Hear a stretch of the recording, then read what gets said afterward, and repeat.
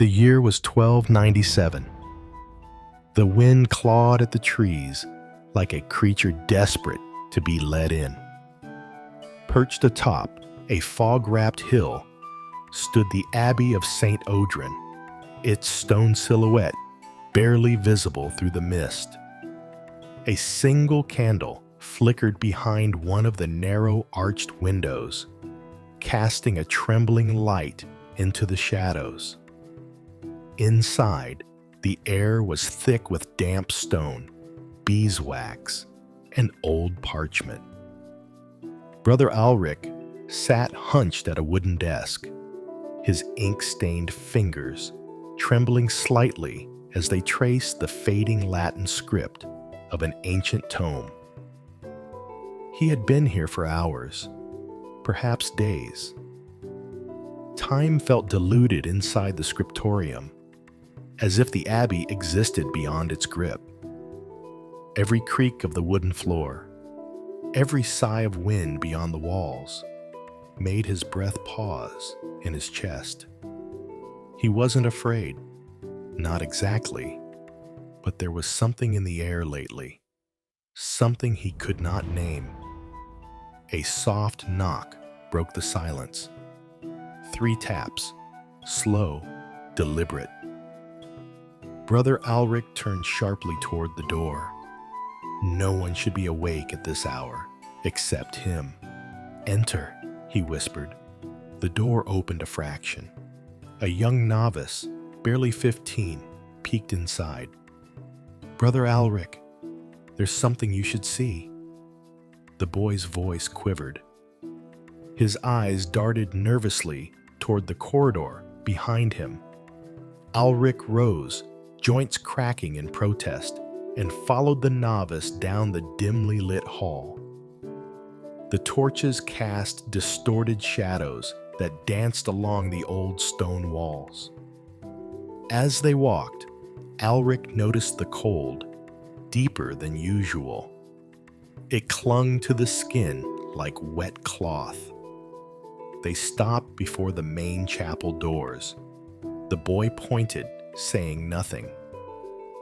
There, scratched into the wood with something sharp, were symbols, ones Alric hadn't seen since his days in the Forbidden Archives. He traced the markings with his fingertip. Old Norse, or older still? "This is not the work of idle hands," he muttered. "Brother, I swear no one entered. I was sweeping the floor and they were just there." Alric's brow furrowed. "Seal this door. Do not speak of this to anyone. Not yet." The boy nodded, clearly relieved to be dismissed. Alric waited until his footsteps vanished, then pressed his palm flat against the door. The markings were fresh, still warm. How? Later that night, back in the scriptorium, Alric retrieved a worn, leather-bound journal from a locked drawer. It was his master's, the one who disappeared without a word 2 winters ago. Inside were sketches and notes. Obsessions, really, about ancient rites and lost languages. And among them, the same symbols. He sat down slowly. A phrase was written beside the sketch. "He who hears the silence must not speak it." He remembered those words now. He had dismissed them as the ramblings of an old man once. Not anymore. Suddenly, the candle sputtered. The temperature dropped. A breath, not his own, fogged the glass beside him. He turned. No one. Just the long, dim hallway, empty, still. But the whispers had returned. Somewhere below, in the crypt beneath the abbey, a stone shifted out of place. No one saw it. No one heard it. But something ancient stirred. Brother Alric hardly slept that night. His mind raced with questions. half-formed thoughts clashing with memories he had long buried. The abbey had always been a place of silence and prayer.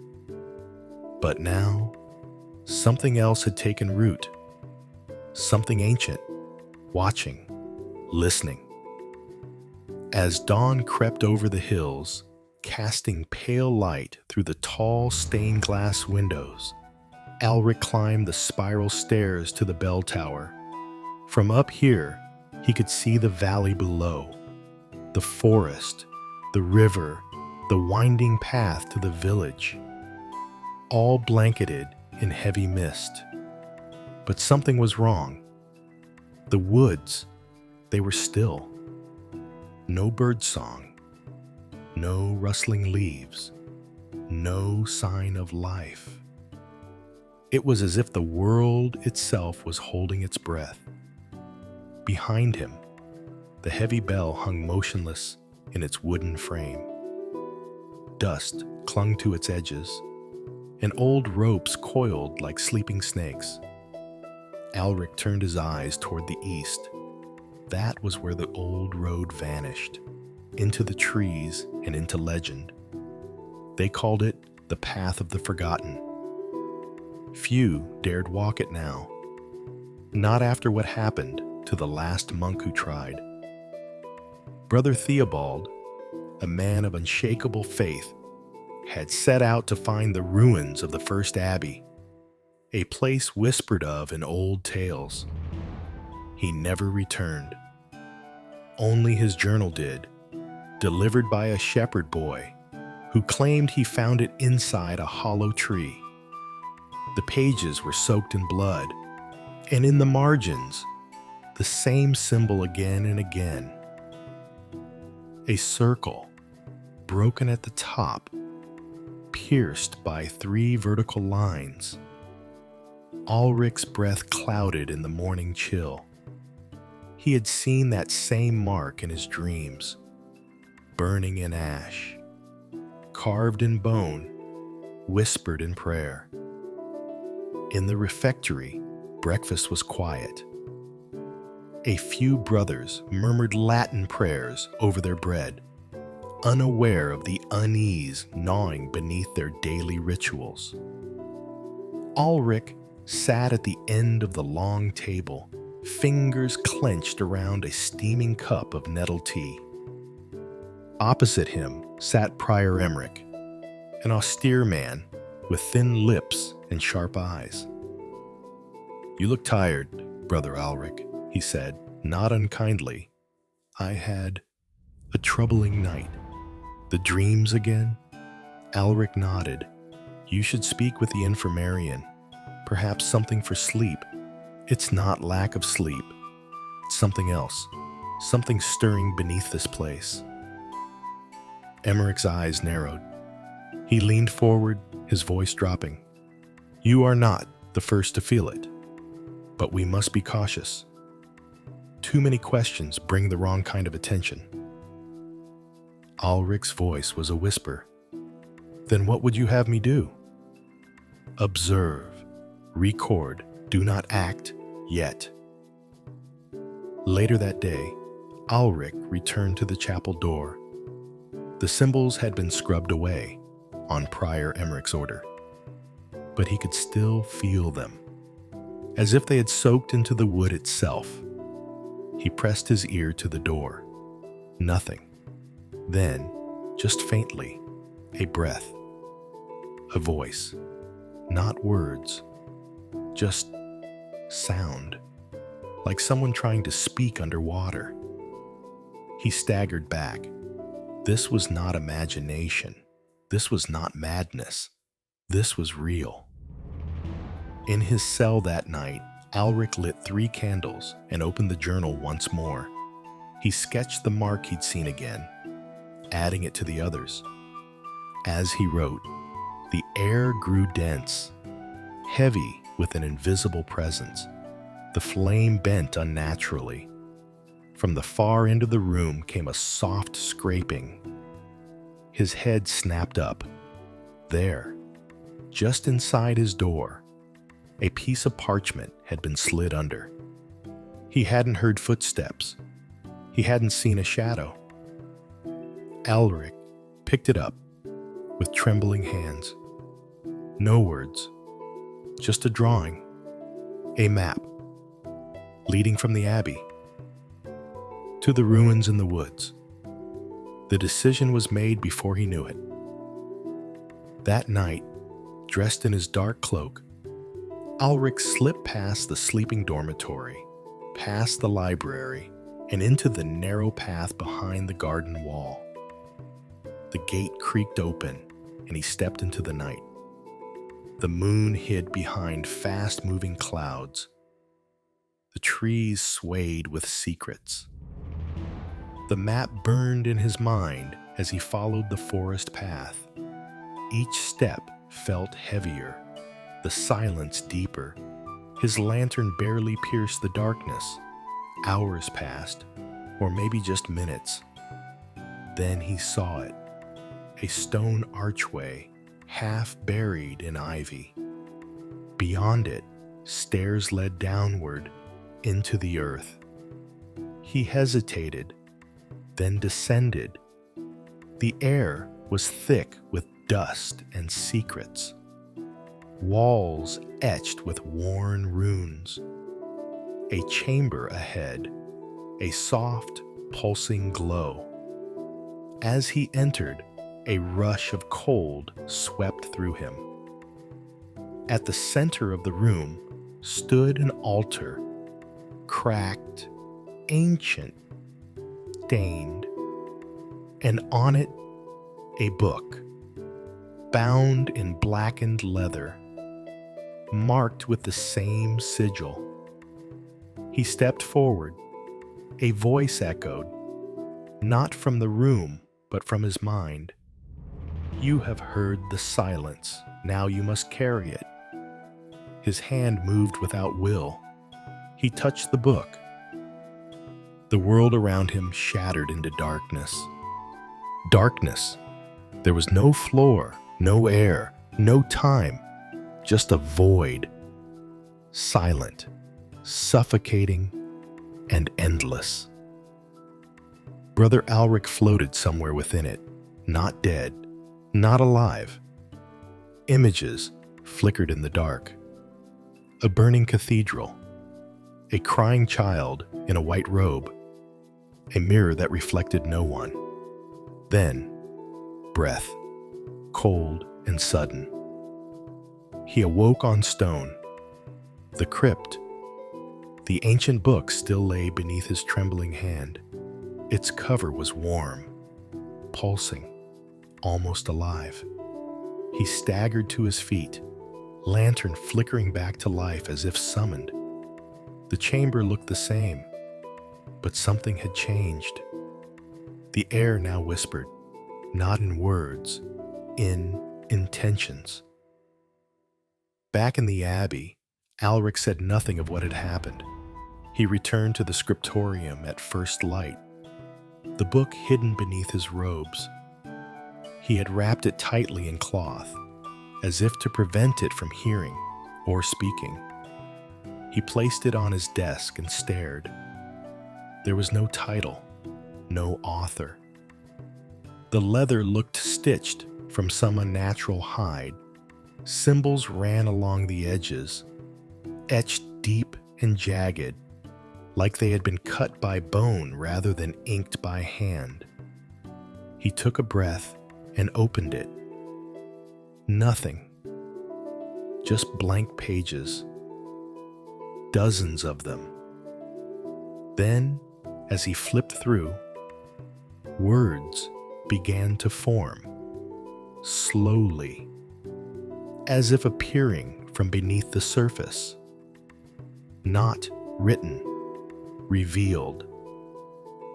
The text was in runic Latin, a hybrid tongue rarely seen since the time of Emperor Constantine. Alric had studied it under his former mentor, Brother Marius. The man had been obsessed with ancient religious orders long erased from history. Most thought him mad, but now The first line translated to, "What is buried shall speak again." He turned the page, a diagram of a man with no face standing beneath a bleeding sun. Another page, an anatomical sketch of a human heart, pierced not with arrows, but with letters, symbols carved into flesh. Then, more text. The word is not ink but blood. Only through offering shall the truth be heard. Alric recoiled. This was no scripture. This was something older, raw, dangerous. He snapped the book shut. He needed help. That afternoon, Alric sought out Brother Rayner, the abbey's archivist, a quiet, wiry man with an encyclopedic mind and a distrust for anything newer than the 9th century. "Rayner," Alric began cautiously, "do you recall anything about a sect called Ordo Vocis Mortuae?" The archivist's eyes narrowed instantly. "Where did you hear that name?" "In a text." "You shouldn't be reading such things. I need to know. Please." Rayner sighed, locking the door behind them. He lit a second candle, placed it low on the table, and pulled a scroll from a hidden compartment in the wall. "They were called the Order of the Dead Voice," he whispered. "Founded during the time of Charlemagne, believed that silence was divine, and that the voice of God could only be heard by removing all other sound." Alric frowned. "You mean literal silence?" "They cut out their tongues." The candle flickered. Rayner continued. "It was said they possessed a book, the Lex Obscura, a volume that recorded not history but prophecy.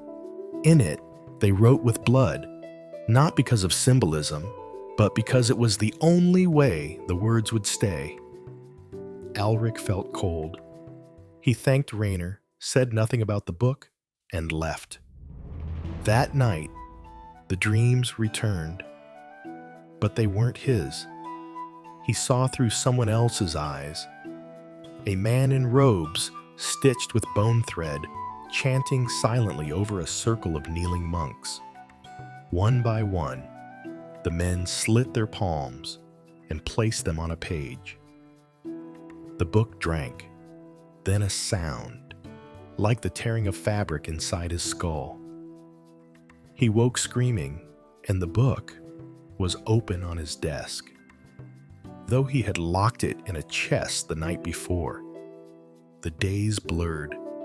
Alric stopped eating. He avoided the chapel. He began writing symbols in the margins of other texts, unaware he was doing it. His brothers grew concerned. Only Prior Emmerich said nothing, but Alric noticed how he watched him. One night, Emmerich confronted him in the cloister. "You have it," he said flatly. Alric froze. "The book. It's real, isn't it?" Alric didn't answer. Emmerich stepped closer as sushi. "You don't understand what you're holding. That thing, it doesn't tell the future. It makes it." Alric blinked. "What?" "It whispers to those who read it, changes them. I saw what it did to your mentor. Why do you think Brother Marius vanished?" Alric's breath caught in his throat. "He went to the ruins, same as you." And the book followed. That night, Alric opened the Lex Obscura again. The pages had changed. Now there were drawings of the abbey itself, its hallways, its towers, and people, himself, Emmerich, the young novice, each image drawn in vivid detail, and each one ending in blood. At the center of it all, the same figure from his dreams, the faceless one, always watching, always whispering. Alric's hands trembled as he turned the next page. The illustrations no longer felt symbolic. They were scenes, frozen fragments of things that hadn't happened yet. And yet, he knew they would. He saw the abbey's courtyard soaked in crimson, monks fleeing, faceless figures moving among them. Then, a cloaked man standing before the chapel, opening the Lex Obscura as fire rained from the heavens. At the bottom of the page, he who opens the gate cannot close it. Alric slammed the book shut, heart pounding. It had shown him death, but not prophecy. It was more personal than that, as if the book had peeled open his mind and laid his fears onto parchment. He shoved the book back into the iron chest, locked it twice, and buried the key beneath a loose stone in the floor. But still, it whispered, not aloud, not even as a thought. It pulsed like something living, something caged. The next morning, Alric returned to the refectory. The brothers were unusually quiet. Even the clink of wooden spoons against bowls sounded distant, like echoes from another time. Brother Conrad leaned toward him. "The bells rang at midnight," he whispered. Alric frowned. "That's not possible." "They did. Once. Just once. I was awake. I heard them." Alric's breath hitched. The abbey bell hadn't rung in years. Not since the accident. Not since the tower fire. And the ropes had never been replaced. That evening, drawn by a force he didn't understand, Alric climbed to the bell tower once more. Ash still lingered in the air, even after all this time. The scent of burnt wood, old wax, and rusted metal. He reached the top. There, swaying ever so slightly, was the great bronze bell, and wrapped around it, fresh rope, frayed at the edges, still damp, as though pulled through something wet. He stared in disbelief. The bell shifted slightly, as if breathing, and in its curved metal, a reflection, not his own. A robed figure, no face. Just darkness beneath the hood. Alric stumbled back and descended the stairs 2 at a time, nearly falling. He didn't look back. He went to the crypt, not out of courage, but because he had no choice. The book was calling. He dug out the key, unlocked the chest, and opened the Lex Obscura to its center. There, a single page had turned black, charred, brittle, but untouched by flame. Etched into the scorched paper, a location, not words, a sketch, a tree bent in a crooked arch, standing at the edge of a cliff. Beneath it, a cave. Alric had seen it before. Years ago, as a boy, lost in the woods. He remembered thinking the tree looked like it was screaming. No one believed him. No one ever found it again. Until now. He prepared to leave that night, wrapping bread, cheese, and a flask of water. He tied the book tightly in cloth, tucking it beneath his robe. But as he stepped into the corridor, a shadow blocked his path. Prior Emmerich. "You're going, aren't you?" Alric said nothing. "I won't stop you. But know this. Once the book shows you a place, it never shows it twice. If you don't go now, It will vanish from memory, even yours. Alric blinked. How do you know that? Because I once held the book. Silence. Emmeric's voice was hollow. I opened it. I read a single page. It showed me my wife before she died. You were married before I took the cloth, before I tried to forget. But the book doesn't let you forget, Alric. It digs deeper than grief, deeper than love. You won't be the same. I already feel it. Emmerich nodded once. Then may God preserve what's left of you. Alric left the abbey before midnight. The woods seemed darker than usual, as if they'd been warned of his arrival. Every path twisted back on itself. Every trail vanished. But Alric did not stop. His feet moved with unnatural certainty, guided. He walked for hours until he saw it. The tree, bent like a withered hand, its bark split down the middle. A jagged scar marked its trunk, in the shape of the sigil from the book, and beneath it, the cave. He descended slowly, lantern in hand. The walls were damp, roots clung to the ceiling like veins. At the end, a chamber, stone altars, bones arranged in ritual spirals, and at the center, a circle etched into the floor, filled with ash. Alric approached the center, placed the Lex Obscura on the stone. It opened on its own. Pages turned in a sudden gust, though the air was still.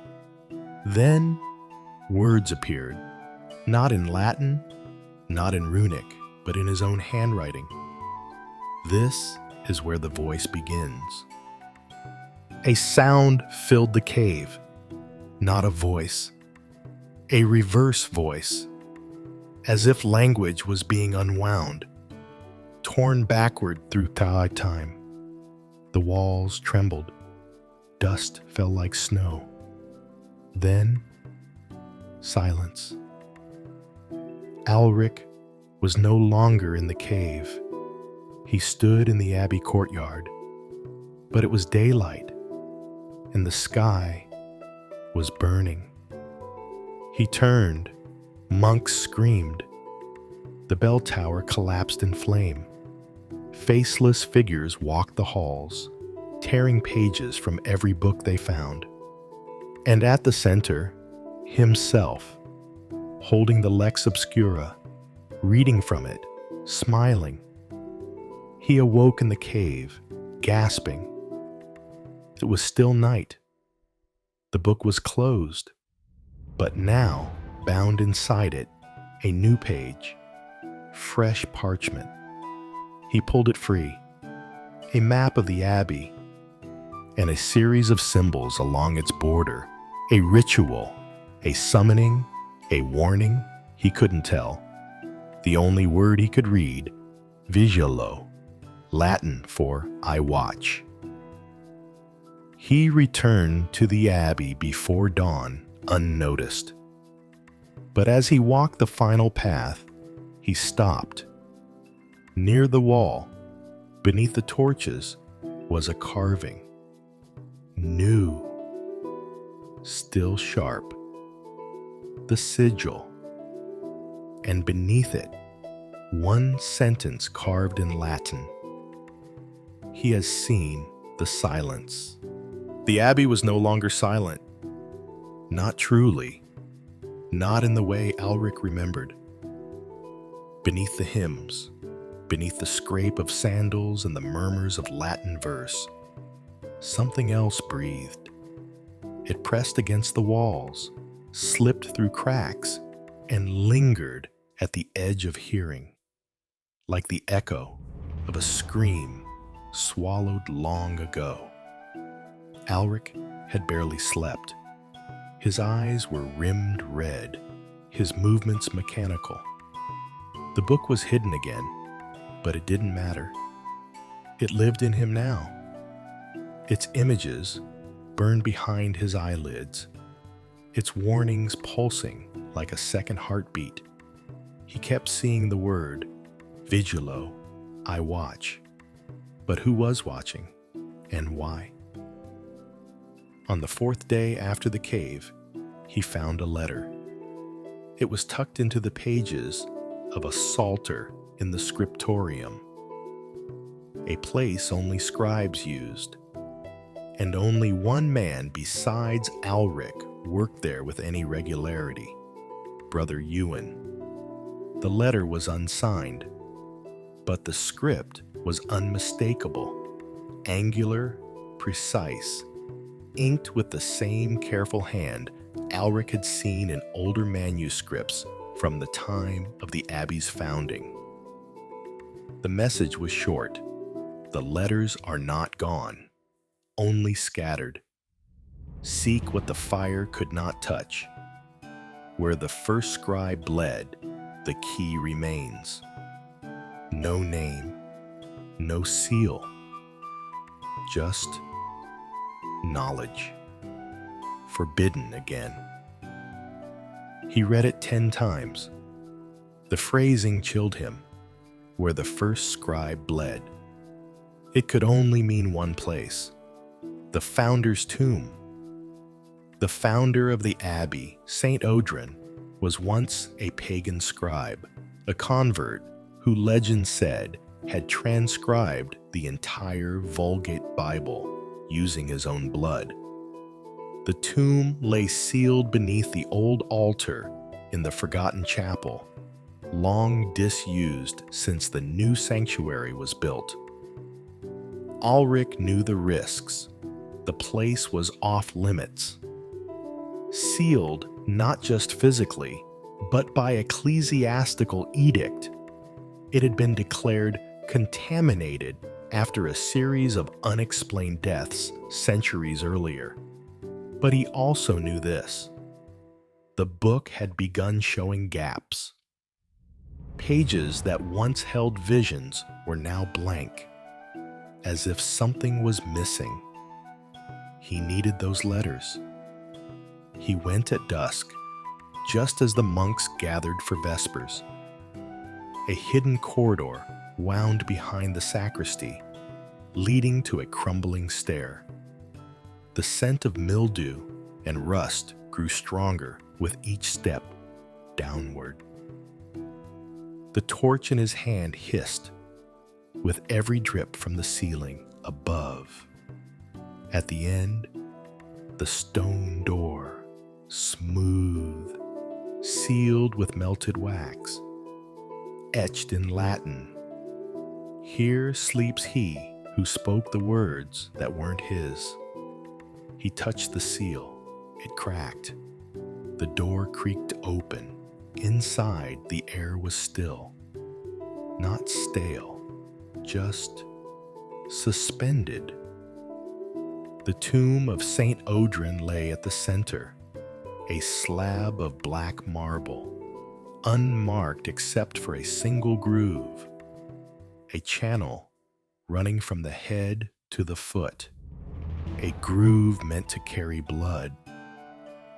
He knelt beside it, breath slow. Then he saw them. Faint inscriptions along the wall behind the tomb, hidden by shadow. Alric held his torch close. Runes, but not Norse, not Latin, older. Celtic? Pre-Christian? No. Something blended. Language forged in secrecy, in exile. He copied the runes into his notebook. Each curve, an angle burning into his mind. The ink on the wall looked old, and yet somehow fresh, as if drawn not centuries ago, but days. The lines had a rhythm, a pattern, but not one that revealed its secrets easily. Then, beneath the last rune, he found something strange. A folded piece of parchment, wedged into a crack in the wall. He hesitated, then gently pulled it free. The paper was dry, but intact.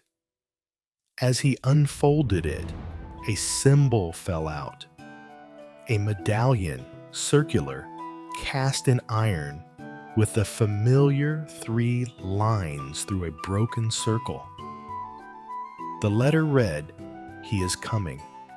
The last letter is not written yet, but it will be in your hand or in your blood. There was no signature, only a final line written in crimson ink. The Archivum Ferrum will open once more. Alric's hands trembled. He knew the name, Archivum Ferrum, the Iron Archive. It was a place whispered about in fragments of lost texts. Not part of the Abbey's official record, said to exist beneath or beyond the Abbey grounds, depending on who told the tale.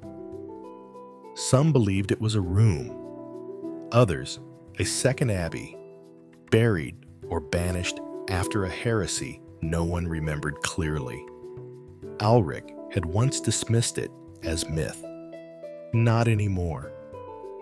He placed the medallion around his neck, tucked it under his robe, and returned the letter to his satchel. He didn't see the eyes watching him from the far corner of the crypt. In the days that followed, Alric returned to routine, at least outwardly. He attended prayers, copied texts, smiled when spoken to, but beneath it, his mind worked like a storm. He spent every moment in the scriptorium tracing the origins of the term Archivum Ferrum. He found it referenced in only one manuscript, a fragmented hagiography of Saint Odrin, tucked in a sealed case beneath the floorboards. The mention was brief, and when he passed, his last breath was not for heaven, but for the Ferrum, which held what the world was not meant to see. Another passage near the end. The letters he preserved were never letters, but locks. Alric froze. Locks? Were the letters themselves a seal? He flipped through his notes, then through the Lex Obscura. Several symbols matched the ones carved in the tomb chamber, but in a different order. A key? He stayed up that night rearranging symbols on parchment. He wrote each variation, burning those that gave him a headache or drew blood from his nose. The book did not take kindly to mistakes. Finally, one configuration did not resist. In fact, it seemed to glow. He laid the medallion atop the paper. It clicked. Literally, a metallic sound echoed from the floor beneath his desk. He froze. Then, he pulled back the rug and found a panel. A square of stone marked with the same glowing runes he'd just written. His breath caught. Hands shaking, he pressed the medallion into the center. The stone sank, and the floor opened. Stairs. Again, always stairs. They twisted downward into the dark. No torch this time. Just the faint blue glow from the open rune above. He felt along the wall, counting each step. 47. Then he reached a landing. Iron doors. No inscription this time. No warning. Just rust and cold. He pushed. They opened easily, and before him lay the Archivum Ferrum. It was a library, but not like the one above. This one pulsed with cold. Stone shelves carved directly into the walls. holding scrolls, relics, and bound books wrapped in chain. The air smelled of salt and fire, and in the center, a single desk lit by no flame, but by a stone that hovered above it, glowing with inner light. Alric approached. A book rested on the desk. Not the Lex Obscura, but its twin. The cover was etched in silver, not iron. The sigil was reversed. The broken circle was whole. He reached for it. The moment he touched it, pain exploded behind his eyes. Memories that were not his. Fires he had never seen. Names he had never spoken. Screams. So many screams. He pulled away, gasping, the echo of thousands of voices tumbling into silence. This wasn't a book of knowledge. It was a vault of memory, a prison of everything erased, and he just opened the door. He turned, ready to flee, but the doors had closed behind him. From the darkness beyond the shelves came the sound of footsteps. No light, no breath, just steps, steady, measured, patient. He backed against the desk. Then a voice, not loud, not harsh, almost gentle. "You came early." A figure emerged, not hooded, not faceless, but familiar. Brother Rainer, the archivist. Alric's voice cracked. "What?" "I've been watching you," Rainer said calmly. "Since the book found you, since it opened. You knew this was here." "I helped build it." Alric's knees weakened. "Why?" "Because there are things in this world that cannot be destroyed, only sealed. But every seal needs a guardian, and every generation a scribe." Rainer walked forward. His hands were empty.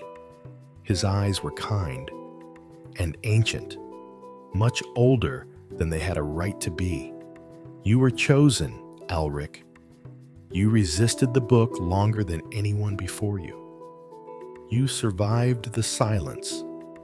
You walked the path of blood." Alric felt sick. "What do you want from me?" "Not want. Need." Rainer placed a hand on the silver-bound book. "You must write the final letter, the last seal, the one that ends the cycle. I don't know how. You will. The ink is already in you." Alric looked down. His fingers were bleeding. Not from wounds, from his veins. Blood pooled onto the parchment beside the book. The first letter began to write itself. The ink would not stop. It bled from Alric's fingers, even after he clenched his fists, even after he wrapped them in cloth. Wherever he touched the parchment, words appeared, symbols, languages, drawings, some his own, others completely alien. He tried to stop. He prayed. He begged. But the silver-bound book drank his blood like rain in dry earth. And still, it wasn't enough. 3 days passed, or maybe 3 weeks. Time bent in the archive. Rainer never slept. Alric wasn't sure if he did either. They spoke rarely. When they did, it was always about the letters. "The world is held together by stories," Rainer had said once, pacing between shelves. "But letters, true letters, The first ones, they shape the stories themselves. They are the bones beneath history. Alric didn't answer. He didn't trust his voice anymore. Sometimes, when he tried to speak, he heard other tongues slip through. Voices he didn't know. Phrases from languages not born yet. Once, he laughed in his sleep. It wasn't his laugh. Then came the corridor. It wasn't part of the archive, not officially. There was no door, no map, no threshold. He simply woke one day and found the wall behind his desk cracked, not broken, cracked, like an eggshell under pressure. From within the crack, cold air flowed, colder than any stone chamber, and sound. Not whispers this time, footsteps. Alric placed his palm against the crack. It widened under his touch. Behind it, darkness, endless, thick, and down that corridor, a faint white light, flickering, retreating. He took the silver book. He took a torch, and he walked in. The first thing he noticed was the silence. Not the abbey's silence, which had always been full of life, rustling robes, distant hymns, scratching pens. This silence was absolute, punishing. Even his own footsteps made no sound. He waved his hand before his ear. Nothing. Even his breath. Gone. Then, a voice. Not from around him, but within him. This is the corridor of what remains. Shadows moved at the edges of his vision. Figures, some tall, some twisted. One walked with 2 legs but had no head. Another crawled with a face on its back. Alric moved slowly. He understood instinctively that running would draw them closer. He passed rooms on either side. Cells, chambers, all empty. No, not empty. Echoes. A woman kneeling, weeping blood. A child repeating a prayer in a language of smoke. A monk suspended mid-air, mouth sewn shut with silver thread. Each room a memory, a failure, a ghost of a choice never made. He tried not to look, but one door stopped him cold. It was his cell. From the abbey above, but older, wrong, inside himself, younger, calm, peaceful, reading, the Lex Obscura in his lap. Only, he hadn't read it that early. He watched the scene in frozen horror. His younger self smiled, whispered words. The room darkened. Then, the bell rang, loud, deafening. The abbey burned. A scream tore through the corridor. Alric collapsed. It wasn't a vision. It was a possibility. One that almost was, or might still be. He ran. The corridor twisted. The light ahead grew brighter, then colder. And there, at its end, a door made of bone. Actual bone. Thousands of them. Femurs, ribs, finger bones, all stacked and sealed in perfect symmetry. At the center, a keyhole shaped like an eye. He held up the medallion. It didn't fit, but the silver book pulsed. He pressed its corner against the lock. The bone shifted, moaned, then split open. Inside was not a room. It was the night sky. He stood on black stone, floating in an endless void. Stars pulsed overhead, constellations he had never seen, suns that blinked like eyes. And at the center, a throne. No one sat upon it, but behind it, a figure, tall, still, faceless, not hooded, faceless, just smooth, pale flesh, where eyes and mouth should be, and yet it spoke. The faceless figure moved, not with steps but with stillness, a paradox, as if the world adjusted itself around it. Alric felt the stone beneath him vanish. He was floating now, breathless, soundless, yet gripped in place by something heavier than gravity. He couldn't blink, couldn't turn away. The voice was not sound, it was truth, poured directly into his mind. You seek what cannot be held. Alric's lips parted, but no words emerged. Still, the thought bled from his mind. What are you? The reply came, slow and precise. I am the ink beneath the letters, the silence between words. I am what remains when time is erased. The stars above flickered and rearranged, forming a script that pulsed with memory. You are not the first. You will not be the last. But you are near the breaking. Then a single phrase, not from the being, but from somewhere deeper, more primal. Ask. Alric did, not for safety, not for salvation, but for understanding. Why me? Time folded, the stars fell, and suddenly Alric stood, not in the void, but in the abbey's scriptorium years ago. He watched a child scribe, himself at age 12, being handed his first ink pot.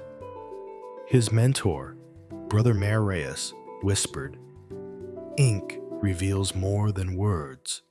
If you look closely enough, it reveals yourself." Back in the void, the faceless one responded, "Because you always listen between the lines," and then the image shattered. Alric gasped, crumpled on the cold floor of the corridor. The stone was wet beneath him, not with water, with blood, his own, from his nose, his ears, the corners of his eyes. The silver book was still clutched in his hands, but it was no longer blank. Across its front cover, carved deep into the leather, was a new title, Liber Finitus, the ending book, and beneath it, a second sigil, different from the broken circle. This time, a spiral. He stumbled back through the corridor, but the rooms were no longer empty. Each door now stood open, each memory alive. But now, the echoes saw him. Figures turned to look, blank eyes, smiling mouths. One reached for him and spoke, "Will you write us again?" Another whispered, "We remember when you buried us." Alric ran. The crack in the archive wall widened as he neared it, and with one last desperate push, he fell through it, landing hard beside the desk in the archive chamber. The wall sealed shut behind him. Raynor was waiting, not surprised, not angry, just waiting. "You saw it," he said quietly. Alric nodded. "You asked." Another nod. "And now?" Alric didn't answer. He sat shaking and opened Liber Finitus. Inside, 7 pages, all blank. 7. He knew that number. From the abbey hymns, the old prophecies, the carved stories in St. Audrin's tomb. 7 letters, 7 locks, 7 ends. Each one had to be written in blood, and each one had a name. He turned to the first page. The ink flowed from his fingertips, and the name appeared, Emmerich. The next morning, Alric rose from the archive, walked the stone corridors with steady purpose, and rejoined the others in the chapel. Prior Emmerich was there, singing, eyes closed, peaceful. Alric watched him, truly watched, for the first time. He saw the man's weariness, the guilt, the faith struggling to hold his bones together.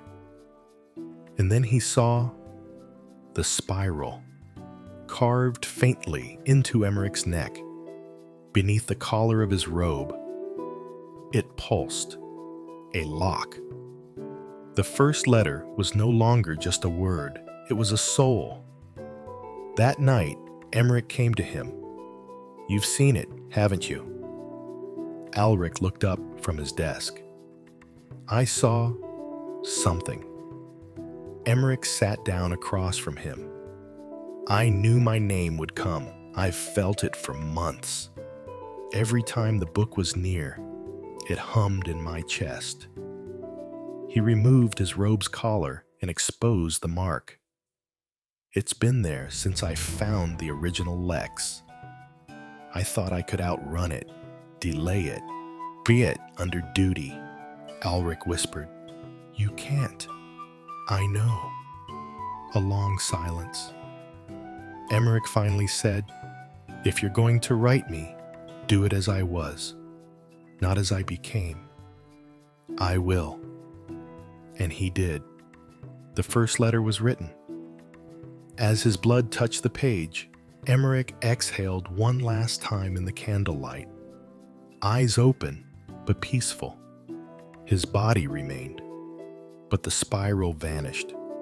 The lock was undone, and the archive's torches lit themselves. 1 down, 6 to go. Emmerich's body had not decayed. 3 days passed, then 4. Still he lay in the crypt below the chapel, untouched by time, unblemished, eyes closed in a permanent, peaceful sleep. Brother Rainer said nothing of it. Neither did the other monks, because they couldn't see the body anymore. Only Alric could. To them, Prior Emmerich had simply vanished, gone in the night. The abbey spoke in murmurs. Perhaps he had gone on pilgrimage. Perhaps Rome had called him. Some said he'd walked into the desert like the early saints. Alric knew better. He had written Emmerich's end. He had sealed the first spiral. And the abbey had already begun to forget him. The spiral marks were now everywhere. On the backs of books, on the glass of stained windows, in the ripples of the courtyard's rain barrel, faint, fleeting, but watching. The silver-bound Liber Finitus pulsed on Alric's desk. He had begun to understand its rules.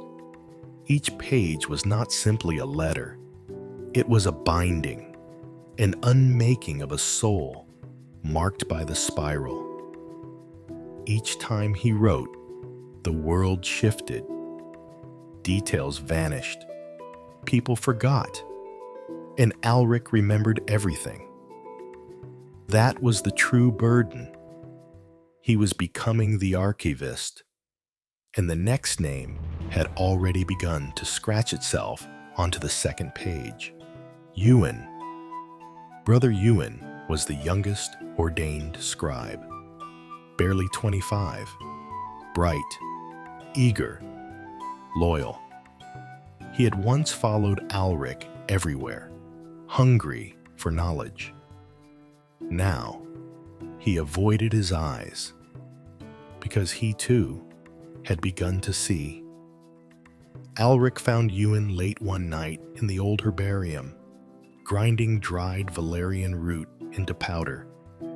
The boy startled when he saw him.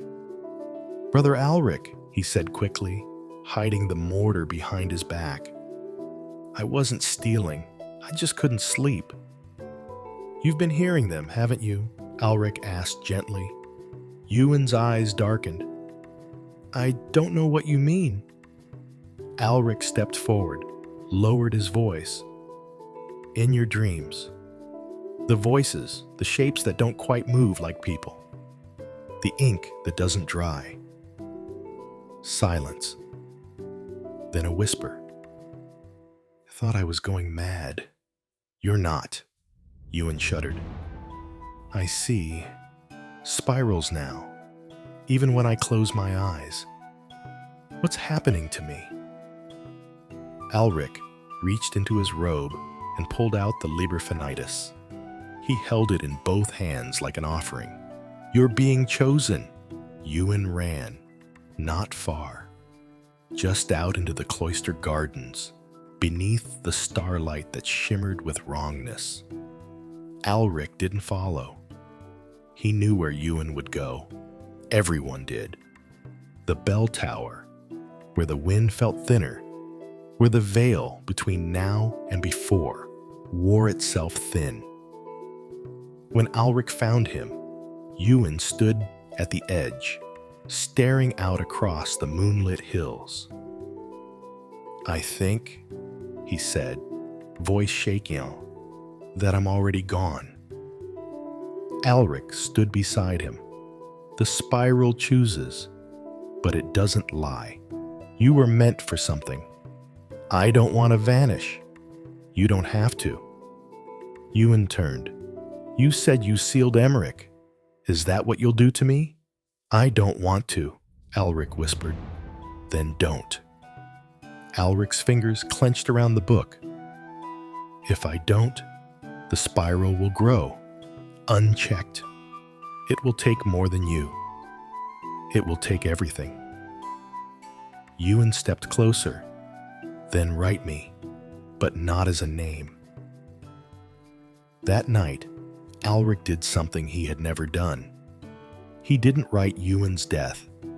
He wrote his story, memories, laughter, the ink-stained jokes they'd shared. The day Ewan first copied a full psalm without a single correction. He wrote it all, and the spiral mark on the second page did not close. It unfurled into a circle, whole, unbroken. Ewan did not vanish. He changed. The next morning, he awoke with white eyes and a steady hand. He joined Alric in the archive. A third figure now stood between the shelves. Ewan said little, but he copied everything, not in Latin or Greek, but in spirals, tight, geometric ink that glowed faintly in the dark. He no longer answered to his name. He had become a scribe of the spiral. Rayner nodded in quiet approval. Not all letters are endings. Alric knew the third page would not wait long, and he was right. The name burned itself in within hours. Thalia. A name he had not heard in years, and one that did not belong to any monk. Thalia had once lived near the abbey, a healer's daughter. Brilliant, stubborn, sharp-tongued. Alric had known her when he was a novice. They had spoken through the bars of the garden gate on feast days, when the abbey offered bread and balm to the poor. She had asked questions no one else dared. About the stars, about the old gods, about whether monks dreamed of women. Alric had laughed. Then she disappeared. Rumors said plague had taken her village. Others claimed she joined a traveling band of mystics. But now, her name returned. The spiral never forgot. He searched the village records, the ledger of alms, even the cryptic entries in the abbey's forbidden section. And there, in a scrawled note, unsigned, the spiral speaks through her still. He left that night, cloaked, silent, unseen. The trail led west, into the hollow woods. He found her, not as he expected, not broken, not lost, but waiting. She lived in a stone hut near the ruins of a Roman outpost, surrounded by herbs and mirrors hung from trees. "You took your time," she said when he arrived. Alric blinked. "You knew I'd come?" Thalia smiled. "The moment I saw your name in my flames 5 winters ago." She brewed him tea. It tasted like ash and honey. "You've seen the spiral?" "I live in it," she replied, "but I'm not part of the lock." "What are you then?" "A reader," she said, "and a gate." They spoke until dawn, about the abbey, the lex, the archive, the throne of stars. She listened, then stood. "I'll come with you." Alric froze. "What?" "I saw what happens if I don't." She showed him a journal, full of charcoal sketches. One showed the abbey collapsing in on itself, the bell tower melting like wax, the monks' mouths sewn shut. "But there's a way through," she said, flipping to the final page. It showed 7 spirals connected by a thread of gold, and in the center, a key. Back at the abbey, Raynor met them without surprise. Thalia stared at him for a long moment. "You were once marked." Raynor nodded. "I was the 6th. And yet you remain." He touched his chest. "Because no one wrote me." Alric shivered. "What happens when the 7th is written?" he asked. Raynor's eyes flicked to the deepest shelf. The spiral closes. And then the story begins again. That night, Alric returned to the book. He opened to page 3, and for the first time, the book hesitated. Thalia placed her hand over his. "You cannot write what hasn't ended," he understood. And he did not write her name. Instead, he drew a circle, whole, and inside it, the symbol of the key. The page turned blank. The spiral had accepted her, not as a letter, but as a turn. 3 spirals unlocked, 4 remain, and the 4th page was already stirring. But this time, it had no name, only a mirror, and in it, Alric's own reflection. The 4th page did not speak. It breathed. Every night, Alric opened the Liber Finitus, and the ink shimmered with silent vibration, like the string of a lute plucked in a vacuum. No name formed, no mark emerged, only the outline of a mirror, faintly etched in dust and silver light. And always, always, his own reflection watched him from the page. Not as he was, but older, tired, hollow, with spiral running down his cheek. "Am I the 4th?" Alric asked the archive. He hadn't expected an answer, But the air darkened, and the torches dimmed.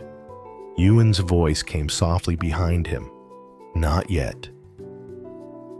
They sat beneath the vaulted ceiling of the iron archive, between shelves older than kingdoms. Dozed nearby, wrapped in a thick wool cloak. Raynor stood at a distance, running his fingers across a scroll that hummed faintly with energy. Alric stared at the page. "The spiral is turning in on me," he whispered. "Yes," Ewan said. "Can I write myself out?" "No." "Can I refuse the page?" Ewan hesitated. "You could, but something worse would take your place." That night, Alric dreamed of the moon. It hung low above the abbey, swollen and yellow, like a diseased eye. He walked the courtyard alone, barefoot, following a path of black feathers. The chapel bell rang 13 times. Then the sky cracked open, and the moon split. Not in silence, but with a terrible scream. A hole yawned across the stars, swallowing the moon whole. Light vanished, and from the pit, pages fell. Thousands of them, each one with his name, each one marked, unwritten. He awoke with a start, and the book was open to page 4. His name was half-formed. Alric didn't move. He simply stared at the half-written name. Alri. The quill lay beside the open book, wet with fresh ink. But he hadn't touched it. No one had. The ink had written itself. A cold sweat broke over his brow. He snapped the liber finitus shut. It shivered beneath his palms, like something alive and disturbed. Thalia stirred nearby. "The book is growing impatient. It's trying to write me." "It already is." They spent the morning in silence. Ewan copied symbols. Thalia stirred ash into her tea. Raynor stood at the edge of the archive, whispering to scrolls as if they breathed. But Alric couldn't focus. The 4th page throbbed behind his eyes. Everything felt wrong. The light through the stained glass above was too still. The ink no longer dried. The shadows in the corners flickered against the light, not with it. Time was fraying. That night, Raynor approached him. "You've come too close," he said. "It's watching you now." "What is?" "The source." Alric frowned. "I thought the spiral was the source." Raynor shook his head. "The spiral is only the shape, the frame. The voice in the ink is older." "How old?" Raynor exhaled slowly. "Older than the moon." They called it Virun in the oldest texts. A word Alric had seen once before, scratched into a shattered wall in the corridor of spirits. A word that had burned his tongue when he tried to speak it. Varen, the devourer of time. A being or a book or both. A paradox. A hunger disguised as wisdom. The spiral, Raynor explained, had been built to bind Varun, to keep it asleep, dreaming, scattered. But each time a seal weakened, Varun remembered itself and fed. Alric was shaking now. "You mean we're not sealing souls?" "No," Raynor said. "We're feeding the spiral pieces of reality, binding Varun again before it finishes, remembering what it is. And when it does, the moon screams, said Ewan softly from the shadows. The fourth page began to fill that evening, but not with Alric's name, with a story. Images burned across the parchment. A monastery in ice, cracked by fire. A tower with no stairs, filled with mirrors that sang. A man, Alric, holding a silver book above a lake that reflected the sky wrong. And then a single line written in blood. He who writes the fourth becomes the fifth. Alric gasped. No. He fled the archive into the gardens. The moon overhead was waning, yet massive, far too close. Its surface shifted, not with craters, but with pages, as if the moon was made of books, or had eaten them. Thalia found him kneeling in the dew-soaked grass, whispering to the sky, "Don't let me vanish." She knelt beside him. "You won't. I'm becoming the book." "No," she said, taking his hand. "You're becoming the pen." The fourth page did not speak. It breathed. Every night, Alric opened the Liber Finitus and the ink shimmered with silent vibration, like the string of a lute plucked in a vacuum. No name formed, no mark emerged. Only the outline of a mirror, faintly etched in dust and silver light. And always, always, his own reflection watched him from the page. Not as he was, but older, tired, hollow, with spiral scars running down his cheek. "Am I the fourth?" Alric asked the archive. He hadn't expected an answer, but the air darkened and the torches dimmed.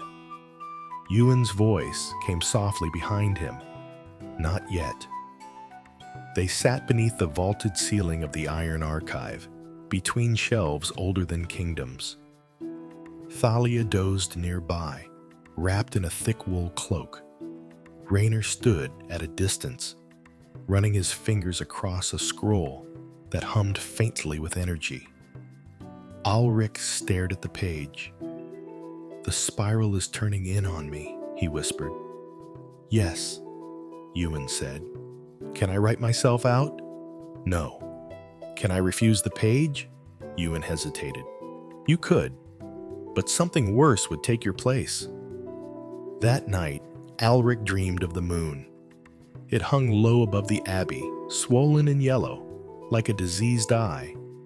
He walked the courtyard alone, barefoot, following a path of black feathers. The chapel bell rang 13 times. Then the sky cracked open, and the moon split, not in silence, but with a terrible scream. A hole yawned across the stars, swallowing the moon whole. Light vanished, and from the pit, pages fell, thousands of them, each one with his name, each one marked unwritten. He awoke with a start, and the book was open to page 4. His name was half-formed. Alric didn't move. He simply stared at the half-written name. Alri. The quill lay beside the open book, wet with fresh ink. But he hadn't touched it. No one had. The ink had written itself. A cold sweat broke over his brow. He snapped the Liber Finitus shut. It shivered beneath his palms, like something alive and disturbed. Thalia stirred nearby. "The book is growing impatient. It's trying to write me." "It already is." They spent the morning in silence. Ewan copied symbols. Thalia stirred ash into her tea.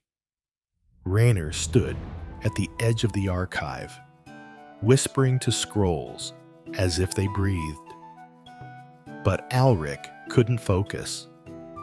The fourth page throbbed behind his eyes. Everything felt wrong. The light through the stained glass above was too still. The ink no longer dried.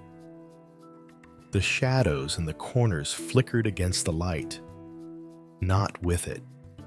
Time was fraying. That night, Raynor approached him. "You've come too close," he said. "It's watching you now." "What is?" "The source." Alric frowned. "I thought the spiral was the source." Raynor shook his head. "The spiral is only the shape, the frame. The voice in the ink is older." "How old?" Raynor exhaled slowly. "Older than the moon. They called it Verun in the oldest texts." A word Alric had seen once before, scratched into a shattered wall in the Quarter of Spirits. A word that had burned his tongue when he tried to speak it. Verun, the devourer of time. A being, or a book, or both. A paradox. A hunger disguised as wisdom. The spiral, Raynor explained, had been built to bind Verun, to keep it asleep, dreaming, scattered. But each time a seal weakened, Verun remembered itself and fed. Alric was shaking now. "You mean we're not sealing souls?" "No," Raynor said. "We're feeding the spiral pieces of reality, binding Verun again before it finishes remembering what it is. And when it does, the moon screams," said Ewan softly from the shadows. The fourth page began to fill that evening. But not with Alric's name, with a story. Images burned across the parchment. A monastery in ice, cracked by fire. A tower with no stairs, filled with mirrors that sang. A man, Alric, holding a silver book above a lake that reflected the sky wrong. And then, a single line written in blood. "He who writes the fourth becomes the fifth." Alric gasped. "No!" He fled the archive, into the gardens. The moon overhead was waning, yet massive, far too close. Its surface shifted, not with craters, but with pages, as if the moon was made of books, or had eaten them. Thalia found him kneeling in the dew-soaked grass, whispering to the sky. "Don't let me vanish." She knelt beside him. "You won't. I'm becoming the book." "No," she said, taking his hand.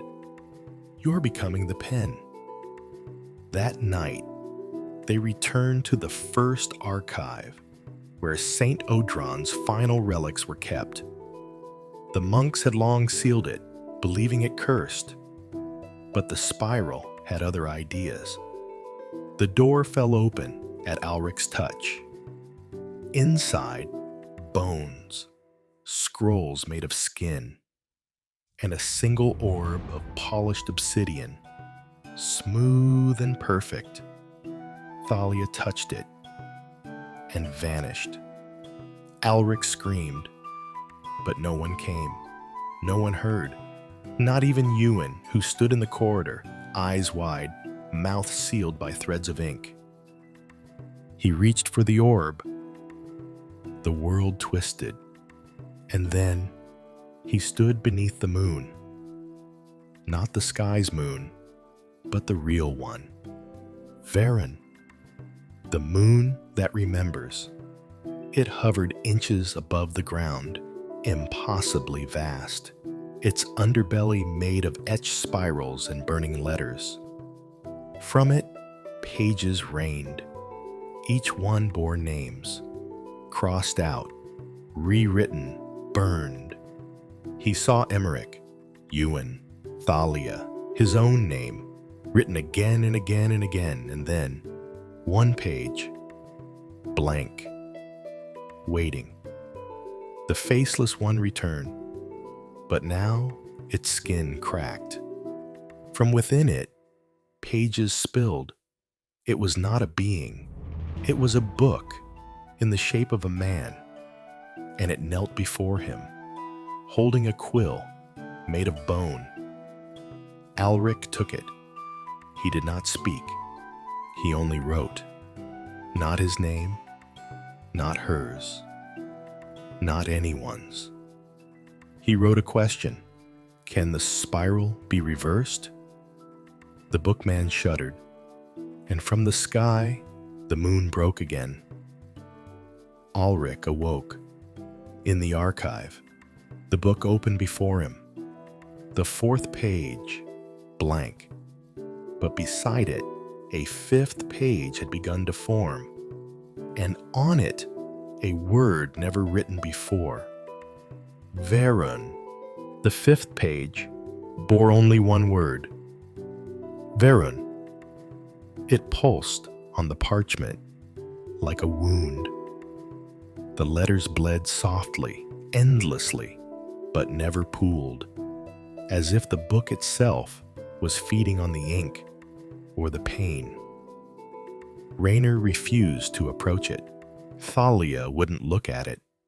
And Ewan had grown silent, his eyes milky white. His fingers moved constantly, tracing invisible symbols in the air like a man copying dreams. Alric alone could hear the page whisper. It said only one thing, over and over. The manuscript must be finished. The Liber Finitus had changed. It no longer closed. Its spine had twisted, curled inward, like a serpent devouring itself. Pages had begun to appear without being written. Some glowed faintly. Some cried when touched. One, page 12, burst into flame when Thalia turned it. None of them bore names. They bore times, moments yet to come, moments that could still be unwritten. It was Thalia who said it first. This isn't just a book anymore. It's becoming the world. And she was right. The spiral was spreading. The abbey's eastern wing had collapsed, but none of the monks remembered it ever existing. The courtyard now had 5 arches instead of 4, carved with glyphs none of them could read. One monk walked backward for 3 days before vanishing altogether, and at night, the stars blinked in the wrong order. Alric stopped writing, but the pages turned anyway. The 5th page filled itself. Sketches, syllables, a sentence in red ink. The ink is no longer yours. He ran, up through the archive, through the chapel, past the silent dormitories. He climbed the bell tower, desperate for air, and for the first time in weeks, he looked at the sky. There was no moon, only a hole where it had once been, and from that void, a thin silver thread descended, straight down, through clouds, through time, into his hands. Thalia found him there. She said nothing at first, just stood beside him, eyes wide. Then, softly, "It's begun." Alric swallowed. "What has?" She touched the silver thread, the unbinding. The silver thread pulsed in Alric's hand, not with heat, but memory. Images flooded his mind. The abbey, centuries before his birth, built atop stone that once whispered, Saint Odrin, carving sigils into bone, weeping as he copied texts that bled. A faceless figure seated on a throne made of questions. The spiral, drawn first not by man, but by a child in ash whose eyes were galaxies, and then Alric himself, standing before the archive, but aged, broken, alone, opening a book whose cover was his own skin. The vision ended. The silver thread slipped from his palm and vanished. Alric collapsed. Thalia knelt beside him. "It's not prophecy," she said. "It's invitation." That night, Alric returned to the archive and opened the 5th page. Varen's name now covered every margin, and in the center, a single word glowed: Manuscript. The 6th and 7th pages had yet to appear. But the book was already changing shape again. Its pages thickened. Ink turned blacker than pitch. And between every word now lay a faint echo of laughter. Not cruel, but old, knowing, tired. Ewan stood before the flame, holding a quill carved from obsidian. "He's ready," he said. "Who?" Alric asked. "You." Raynor appeared in the doorway, his robe tattered, his eyes weeping ink. "I've seen the 7th letter," he whispered. "I've seen what it becomes." He placed a scroll on the table, the oldest in the archive. Alric unrolled it carefully. It wasn't a scroll, it was a page, torn from Liber Finitus. Only this one was different, because it was written in his own blood. The handwriting, unmistakably his. And the words read, "The 6th letter is a place." They journeyed beneath the abbey, through sealed vaults and forgotten tombs, past bones that no longer remembered their names, until they reached a hidden door, not carved, but grown from the stone, as if the spiral itself had sprouted wood and hinge. Thalia touched it. It opened. Inside was not a room. It was a library, floating, endless, lit by stars made of sorrow, and in its center, a pedestal.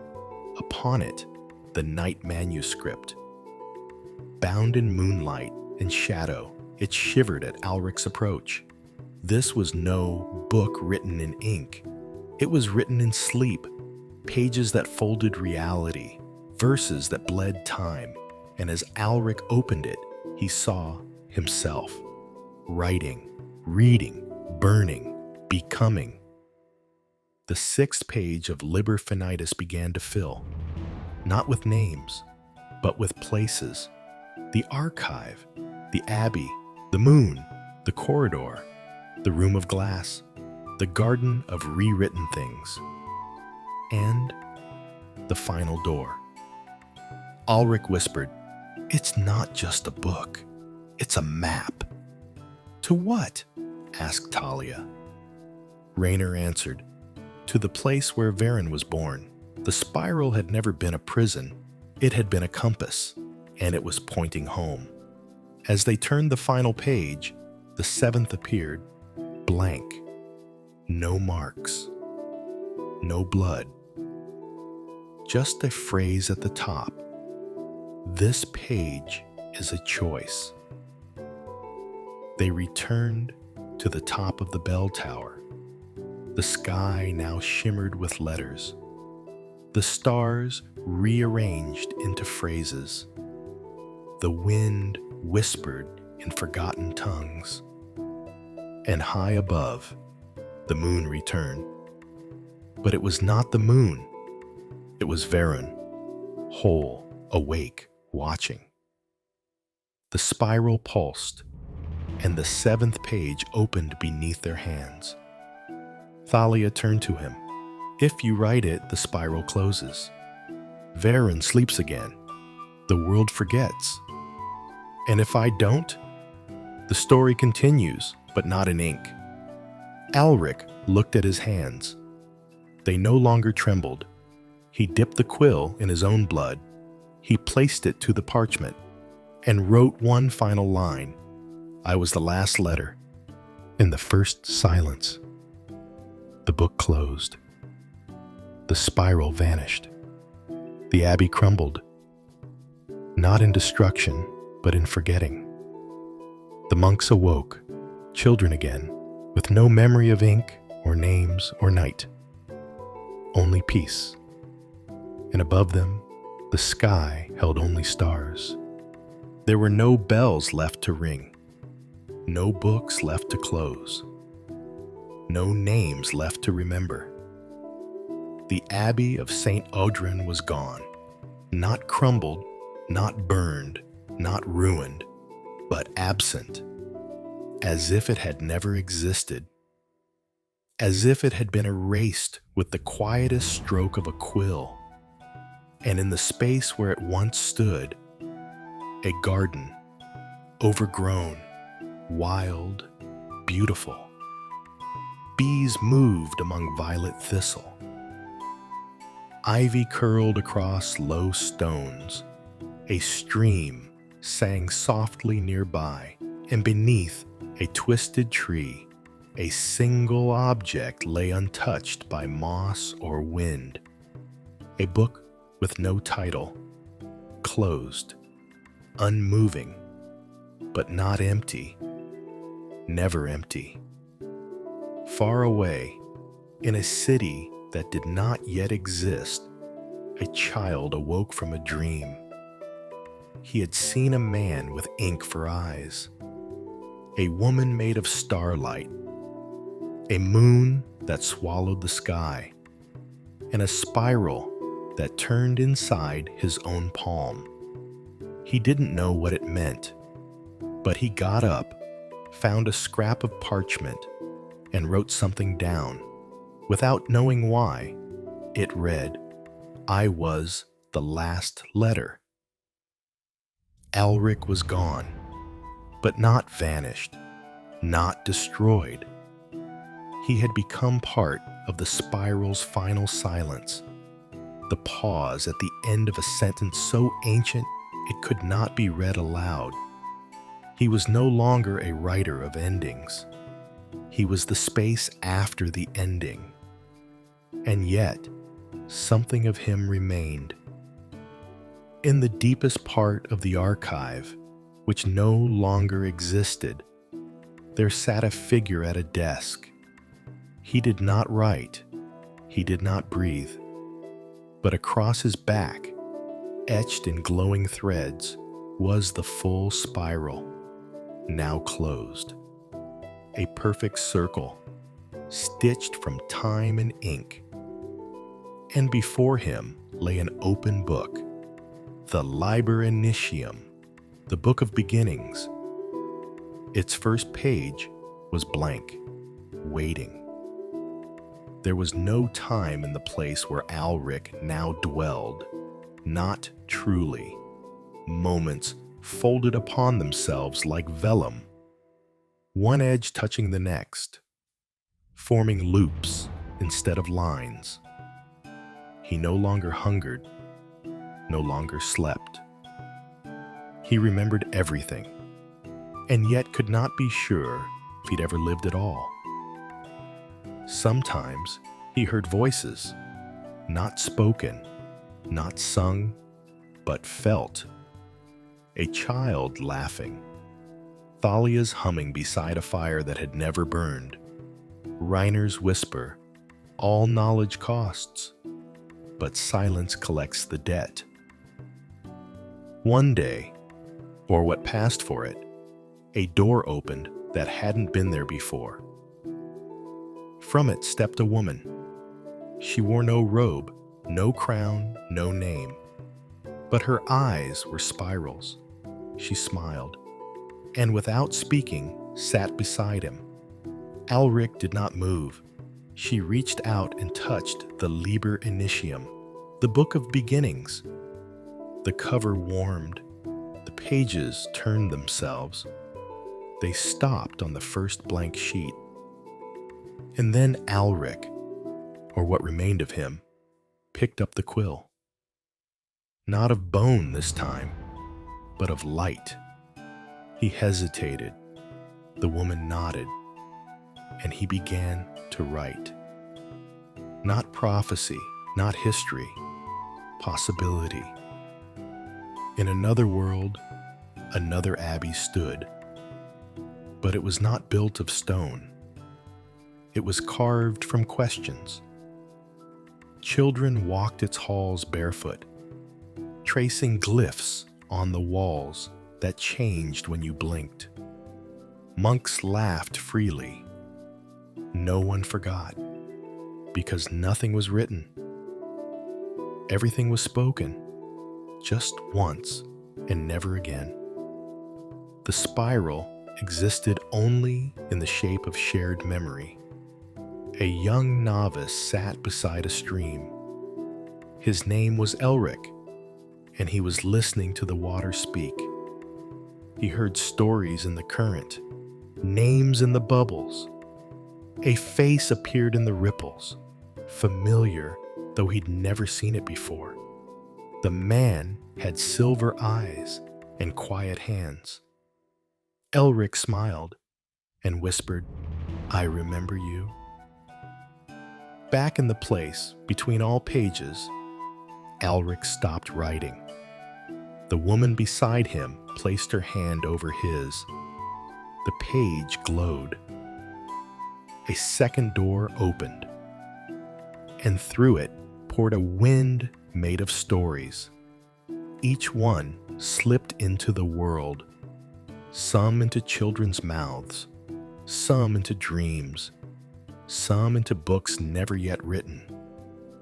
A wind of first lines, of new beginnings, and then silence. True silence.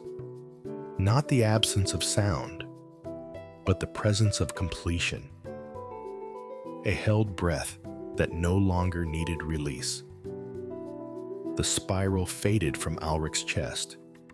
The quill crumbled into ash, and the Book of Beginnings closed itself. One final phrase burned into its cover. The ink sleeps now. Epilogue. In the year 1467, in a monastery that had no name, a monk uncovered a strange stone chamber beneath a collapsed garden.